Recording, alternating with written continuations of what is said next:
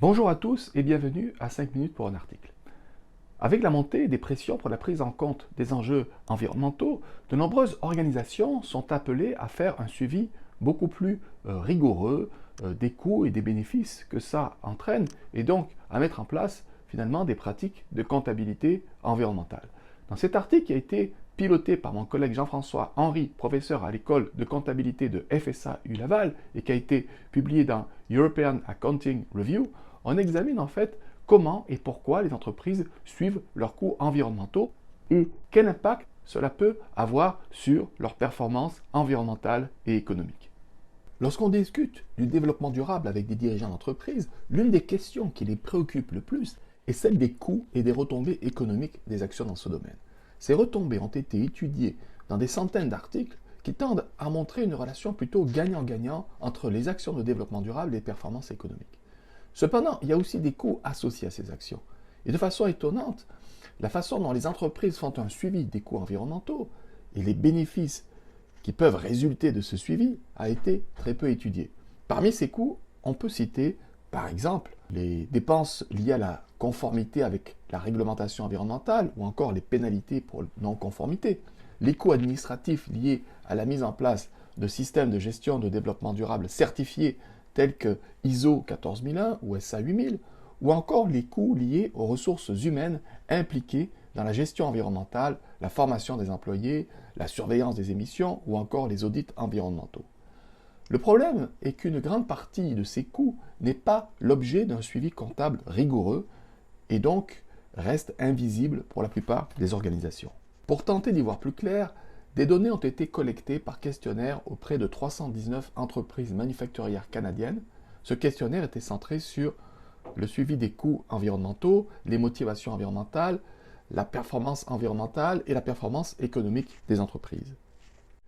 Les résultats de l'étude ont permis de valider le modèle conceptuel que vous voyez à l'écran et qui démontre essentiellement trois choses. Premièrement, malgré l'importance des coûts environnementaux pour les organisations et les divers arguments pour promouvoir l'importance de rendre ces coûts cachés plus visibles, les entreprises manufacturières de l'échantillon ne semblent pas faire un suivi rigoureux de ces coûts qui donc demeurent finalement invisibles. Deuxièmement, de façon intéressante, les entreprises qui font un meilleur suivi ont une meilleure performance environnementale. L'étude montre aussi que ces performances améliorent les performances économiques.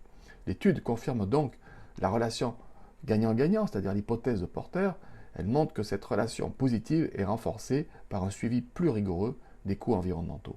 Enfin, l'étude montre que les entreprises qui poursuivent le suivi des coûts environnementaux avec l'objectif d'améliorer leur efficacité opérationnelle ou leur image de marque, des motivations donc orientées vers les affaires, tendent à avoir une amélioration plus significative de leur performance économique à travers l'amélioration de leur performance environnementale. A contrario, les entreprises motivées principalement par des considérations éthiques ou environnementales en retirent moins de bénéfices économiques. Alors selon moi, une explication plausible est que de nombreuses mesures économiques visant au départ l'amélioration de la productivité ont aussi des retombées environnementales positives et tendent donc à être présentées a posteriori comme des actions motivées par des raisons environnementales.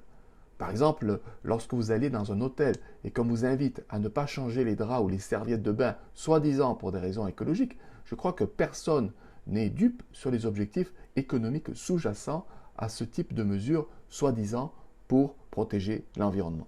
En conclusion, en adoptant des pratiques comptables plus rigoureuses pour faire un suivi des coûts environnementaux, les entreprises peuvent non seulement réduire leurs impacts environnementaux, mais aussi renforcer leur position économique.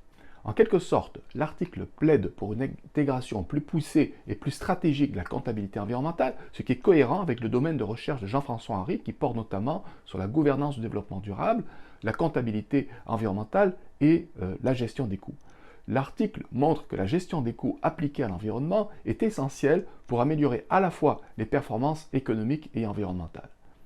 Outre ces avantages, qui sont clairement démontrés dans l'article, il convient de rappeler que les pratiques de comptabilité environnementale permettent aussi, du moins en théorie, d'évaluer les performances environnementales, de mesurer les bénéfices et les risques dans ce domaine, et qu'elles contribuent aussi en principe à communiquer plus facilement avec les parties prenantes. Mais on touche ici une thématique sur laquelle portent de nombreuses vidéos de 5 minutes pour un article et sur laquelle nous reviendrons.